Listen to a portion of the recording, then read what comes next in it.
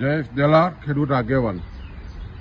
દક્ષિણ ગુજરાતનો મુખ્ય પાક શેરડી છે અને સહકારી પ્રવૃત્તિના કારખાનાઓને કારણે ખાસ કરીને દક્ષિણ ગુજરાતનો ખેડૂત શેરડીની ખેતીને મજબૂત થયો છે.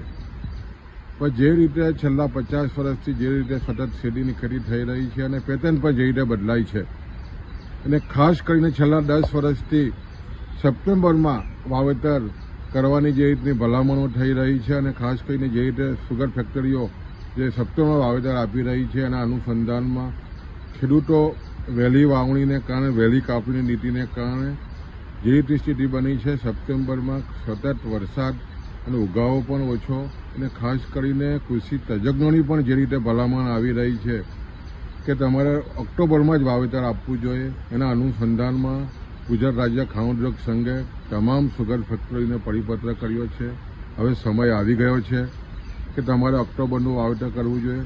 તમે જો 10 વર્ષ અગાઉ જે દર એકરે ઉત્પાદન 35 ટન હતું એ ઘટીને આજે 25 ટન થઈ ગયું છે.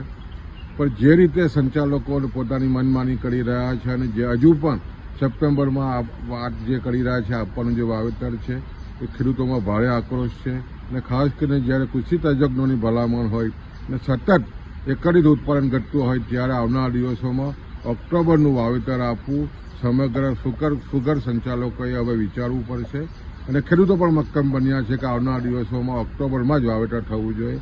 આ અનુસંધાનમાં તમામ સુગર મિલોએ એકત્રિત થઈને ઓક્ટોબરનું વાવેતર કરવું જોઈએ.